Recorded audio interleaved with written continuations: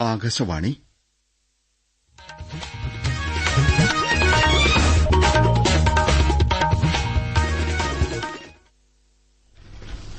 നമസ്കാരം. പ്രാദേശിക വാർത്തകൾ വായിക്കുന്നത് അനിൽ ചന്ദ്രൻ. പ്രധാന വാർത്തകൾ. സായുധസേന ധീരതാ പുരസ്കാരങ്ങൾ രാഷ്ട്രപതി ദ്രൌപദി മുർമു ന്യൂഡൽഹിയിൽ സമ്മാനിച്ചു. സംസ്ഥാന ഗവൺമെന്റിന്റെ 4ാം വാർഷികാഘോഷ സമാപന സമ്മേളനം വൈകിട്ട് മുഖ്യമന്ത്രി പിണറായി വിജയൻ തിരുവനന്തപുരത്ത് ഉദ്ഘാടനം ചെയ്യും. ഈ വർഷം കേന്ദ്രം 13 പുതിയ പ്രൊഫഷണൽ ലീഗുകൾ സംഘടിപ്പിക്കുമെന്ന് കേന്ദ്രമന്ത്രി ഡോക്ടർ മൻസുഖ് മാണ്ഡവ്യ. ലഹരിവിരുദ്ധ പ്രചാരണത്തിന്റെ ഭാഗമായ സന്ദേശയാത്ര ഇന്ന് എറണാകുളം ജില്ലയിൽ. സംസ്ഥാനത്ത് ഇന്നും ശക്തമായ മഴ തുടരുമെന്ന് കേന്ദ്ര കാലാവസ്ഥാ വകുപ്പ്. വാർത്തകൾ വിശദമായി. സായുധസേന ധീരതാ പുരസ്കാരങ്ങൾ ഇന്നലെ രാഷ്ട്രപതി ഭവനിൽ രാഷ്ട്രപതി ദ്രൌപദി മുർമു സമ്മാനിച്ചു. 6 കീർത്തിചക്രയും 33 ശൌര്യചക്രയുമാണ് കേന്ദ്ര സായുധസേനയിലെയും സംസ്ഥാന കേന്ദ്രഭരണ പ്രദേശങ്ങളിലെ പോലീസ് സേനയിലെയും ഉദ്യോഗസ്ഥർക്ക് കൈമാറിയത്. ഇതിൽ 4 കീർത്തിചക്ര മരണാനന്തര ബഹുമതിയായാണ് സമ്മാനിച്ചത്. മരണാനന്തര ബഹുമതിയായി മലയാളി സൈനികൻ ജി വിജയൻകുട്ടി ഉൾപ്പെടെ മറ്റ് 7 പേർക്ക് ശൌര്യചക്രയും ദ്രൌപദി മുർമു സമ്മാനിച്ചു.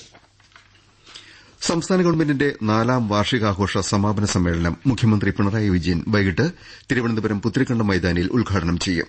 ഗവൺമെന്റിന്റെ 4 വർഷത്തെ പ്രോഗ്രസ് റിപ്പോർട്ടും ചടങ്ങിൽ മുഖ്യമന്ത്രി പ്രകാശനം ചെയ്യും. മന്ത്രി കെ രാജൻ അധ്യക്ഷനായിരിക്കും. ഗവൺമെന്റ് സേവനങ്ങളുടെ ഗുണഭോക്താക്കൾ ഉൾപ്പെടെ വിവിധ മേഖലകളിലെ ക്ഷണിക്കപ്പെട്ട 500 പേർ പരിപാടിയിൽ പങ്കെടുക്കും. ജിമ്മി ജോർജ് ഇൻഡോർ സ്റ്റേഡിയത്തിൽ രാവിലെ ആരംഭിക്കുന്ന തിരുവനന്തപുരം ജില്ലാതല യോഗത്തിലും മുഖ്യമന്ത്രി പങ്കെടുക്കും. എന്റെ കേരളം പ്രദർശനമേള പൊതുസമൂഹത്തിന് ഉപകാരപ്പെടുന്ന രീതിയിലാണ് ഗവൺമെന്റ് ക്രമീകരിച്ചതെന്ന് മന്ത്രി വീണ ജോർജ് പറഞ്ഞു.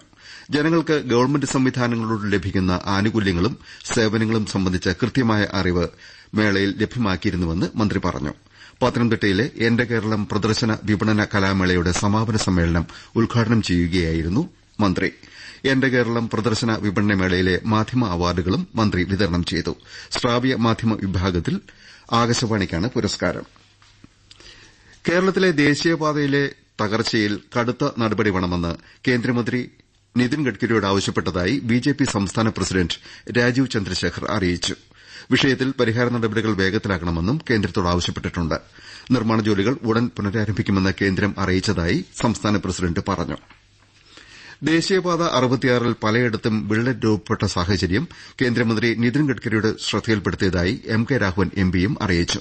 സംഭവങ്ങൾ പരിശോധിച്ച് കൃത്യമായ പരിഹാരം കാണണമെന്നും കാലവർഷത്തിനു മുൻപ് ആവശ്യമായ കരുതലുകൾ സ്വീകരിക്കണമെന്നും അദ്ദേഹം കേന്ദ്രത്തോട് ആവശ്യപ്പെട്ടിരുന്നു.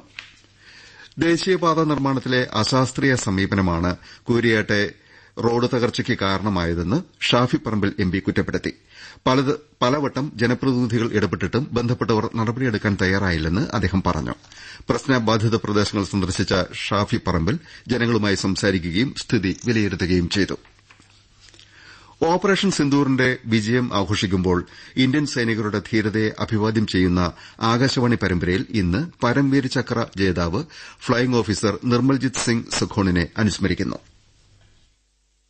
പഞ്ചാബിലെ ലുധിയാന സ്വദേശിയായ നിർമ്മൽജിത് സിംഗ് സെഗോൺ 1967 ജൂണിലാണ് ഇന്ത്യൻ വ്യോമസേനയിൽ ഫ്ളൈയിംഗ് ഓഫീസറായി സേവനമാരംഭിക്കുന്നത്. 1971 ഇന്ത്യ പാകിസ്ഥാൻ യുദ്ധകാലത്ത് ശ്രീനഗർ വ്യോമതാവളത്തിനു നേരെ 6 പാകിസ്ഥാൻ സാബർ ജെറ്റുകൾ ആക്രമണം നടത്തിയപ്പോൾ നിർമ്മൽജിത് സിംഗ് സജ്ജീകരണ ഡ്യൂട്ടിയിലായിരുന്നു. ശത്രുവിമാനങ്ങൾ വ്യോമതാവളത്തിന് മുകളിലൂടെ പറന്നതോടെ സ്വന്തം സുരക്ഷ കണക്കിലെടുക്കാതെ അദ്ദേഹം ഗ്നാറ്റ് വിമാനം പറത്തി 2 സാബർ വിമാനങ്ങളെ നേരിട്ടു. തുടർന്നുണ്ടായ വ്യോമാക്രമണത്തിൽ അദ്ദേഹം ഒരു സാബറിൽ നേരിട്ട് ഇടിക്കുകയും മറ്റൊന്നിനെ നശിപ്പിക്കുകയും ചെയ്തു. ഇതിനിടെ 4 പാകിസ്ഥാൻ സാബർ ജെറ്റുകൾ കൂടി സ്ഥലത്തെത്തി അദ്ദേഹത്തിന്റെ വിമാനം വളഞ്ഞു. നീണ്ട പോരാട്ടത്തിനൊടുവിൽ അദ്ദേഹത്തിന്റെ വിമാനം തകരുകയും നിർമ്മൽജിത് സിംഗ് വീരമൃത്യു വരിക്കുകയും ചെയ്തു. നിർമ്മൽജിത് സിംഗ് സെഗോൺ പ്രകടിപ്പിച്ച പരമോന്നത ധീരതയ്ക്കും പോരാട്ട വൈദഗ്ധ്യത്തിനും ത്യാഗത്തിനും രാജ്യം അദ്ദേഹത്തിന് മരണാനന്തരം പരമവീര ചക്ര നൽകി ആദരിച്ചു. രാഷ്ട്രം അദ്ദേഹത്തെ അഭിവാദ്യം ചെയ്യുന്നു. കേന്ദ്ര ഗവൺമെന്റ് ക്വാർട്ടേഴ്സുകളിൽ ദിവ്യാംഗ ജീവനക്കാർക്ക് 4% സംവരണം ഏർപ്പെടുത്തി. ദിവ്യാംഗർക്ക് തുല്യതയും ബഹുമാന്യതയും ഭൌതിക സൌകര്യങ്ങളും ലഭ്യമാക്കുകയെന്ന ലക്ഷ്യത്തോടെയാണ് നടപടിയെന്ന് കേന്ദ്രമന്ത്രി മനോഹർ ലാൽ അറിയിച്ചു. പ്രാദേശിക വാർത്തകളാണ് കേൾക്കുന്നത്. ഈ വർഷം കേന്ദ്രം 13 പുതിയ പ്രൊഫഷണൽ ലീഗുകൾ സംഘടിപ്പിക്കുമെന്ന് കേന്ദ്രമന്ത്രി ഡോക്ടർ മൻസുഖ് മാണ്ഡവ്യ അറിയിച്ചു. യോഗ, സൈക്ലിംഗ്, ബാസ്കറ്റ്ബോൾ, അമ്പെയ്ത്ത്, ബോക്സിംഗ് എന്നിവയടക്കം കായിക ഇനങ്ങളിലായിരിക്കും ലീഗ് മത്സരങ്ങൾ. ദേശീയ സ്പോർട്സ് ഫെഡറേഷനുകൾക്ക് നൽകുന്ന ഗ്രാന്റിലും വർധന വരുത്തിയതായി കേന്ദ്രമന്ത്രി പറഞ്ഞു. സൈക്ലിംഗിനെ ഫാഷൻ എന്ന നിലയിൽ ജനപ്രിയമാക്കാൻ ആവശ്യമായ നടപടികൾ ഡോക്ടർ മാണ്ഡവ്യ ഇന്നലെ രാജ്യത്തെ 300ഓളം സൈക്ലിംഗ് ക്ലബ്ബുകളുമായി വെർച്വൽ ചർച്ച നടത്തിയിരുന്നു. ലഹരിവിരുദ്ധ പ്രചാരണത്തിന്റെ ഭാഗമായി quit drugs say yes to sports എന്ന സന്ദേശവുമായി പ്രചാരണ ജാഥ ഇന്ന് എറണാകുളം ജില്ലയിലെത്തും. മന്ത്രി വി അബ്ദുറഹ്മാന്റെ നേതൃത്വത്തിലാണ് ജാഥ. പരിപാടിയുടെ ഭാഗമായി രാവിലെ മൂവാറ്റുപുഴയിൽ നിന്ന് കോതമംഗലത്തേക്ക് മാരത്തണും കോതമംഗലത്ത് നിന്ന് വാക്കത്തണും സംഘടിപ്പിച്ചിട്ടുണ്ട്. വൈകിട്ട് എറണാകുളം മറൈൻ ഡ്രൈവിൽ നിന്ന് ദർബാർ ഹാൾ ഗ്രൌണ്ടിലേക്ക് റാലിയും തുടർന്ന് സമാപന സമ്മേളനവും നടത്തും. ഇംഗ്ലണ്ട് പര്യടനത്തിൽ പങ്കെടുക്കുന്ന ഇന്ത്യൻ അണ്ടർ 19 ടീമിനെ ബിസിസിഐ പ്രഖ്യാപിച്ചു. ആയുഷ് ഖത്രയാണ് ക്യാപ്റ്റൻ. അഭിജ്ഞാൻ കുണ്ടുവിനെ വൈസ് ക്യാപ്റ്റനായും നിയോഗിച്ചു. 14-കാരനായ വൈഷ്ണവ് സൂര്യവൻഷിയും ടീമിൽ ഉൾപ്പെട്ടിട്ടുണ്ട്. ജൂൺ 24 മുതൽ ജൂലൈ 23 വരെയാണ് ഇന്ത്യൻ ടീമിന്റെ ഇംഗ്ലണ്ട് പര്യടനം. എഫ്ഐഎച്ച് ഹോക്കി പ്രോ ലീഗിലെ യൂറോപ്യൻ പാദ മത്സരത്തിൽ പങ്കെടുക്കുന്ന 24 ഇന്ത്യൻ പുരുഷ ടീം അംഗങ്ങളെ പ്രഖ്യാപിച്ചു. നെതർലൻഡ്സിലും ബെൽജിയത്തിലുമായി ജൂൺ 7 മുതൽ 22 വരെയാണ് മത്സരങ്ങൾ. ഹർമൻപ്രീത് സിംഗാണ് ക്യാപ്റ്റൻ. ഹാർദിക് സിംഗിനെ വൈസ് ക്യാപ്റ്റനായും നിയോഗിച്ചു. ഐപിഎൽ ക്രിക്കറ്റിൽ ലക്നൌ സൂപ്പർ ജയന്റ്സ് ലീഗിലെ മുൻനിരക്കാരായ ഗുജറാത്ത് ടൈറ്റൻസിനെ അഹമ്മദാബാദിൽ 33 റൺസിന് തോൽപ്പിച്ചു. ഇന്ന് റോയൽ ചലഞ്ചേഴ്സ് ബംഗളൂരു സൺറൈസേഴ്സ് ഹൈദരാബാദിനെ ലക്നൌവിൽ നേരിടും. വൈകിട്ട് 7:30ക്കാണ് മത്സരം. ഇന്നലെ കൊല്ലത്ത് അന്തരിച്ച കേരള ഫുട്ബോൾ ടീം മുൻ ക്യാപ്റ്റൻ എ നജിമുദ്ദീന്റെ കബറടക്കം രാവിലെ കൊല്ലം ജോനകപ്പുറം വലിയ പള്ളിയിൽ നടത്തും. ശ്വാസകോശ സംബന്ധമായ അസുഖത്തെ തുടർന്നായിരുന്നു 73-കാരനായ അദ്ദേഹത്തിന്റെ അന്ത്യം. 1973 മുതൽ 81 വരെ കേരളത്തിനുവേണ്ടി സന്തോഷ് ട്രോഫിയിൽ കളിച്ചിട്ടുണ്ട്. 1975-ൽ സന്തോഷ് ട്രോഫിയിലെ മികച്ച താരപുരസ്കാരം ലഭിച്ചു. ജി.വി. രാജ പുരസ്കാരം ഉൾപ്പെടെ ഒട്ടനവധി പുരസ്കാരങ്ങളും അദ്ദേഹത്തെ തേടിയെത്തി. നജിമുദ്ദീന്റെ നിര്യാണത്തിൽ മുഖ്യമന്ത്രി പിണറായി വിജയൻ അനുശോചിച്ചു. തൃശൂർ പാലിയക്കരയിൽ ലോറിയിൽ കടത്തുകയായിരുന്ന 120 കിലോ കഞ്ചാവ് പിടികൂടി. സംഭവത്തിൽ 4 പേർ കസ്റ്റഡിയിലായി. ഒഡീഷയിൽ നിന്നാണ് കഞ്ചാവ് കൊണ്ടുവന്നത്. സംസ്ഥാനത്ത് ഇന്നും ശക്തമായ മഴ തുടരുമെന്ന് കേന്ദ്ര കാലാവസ്ഥാ വകുപ്പ് അറിയിച്ചു.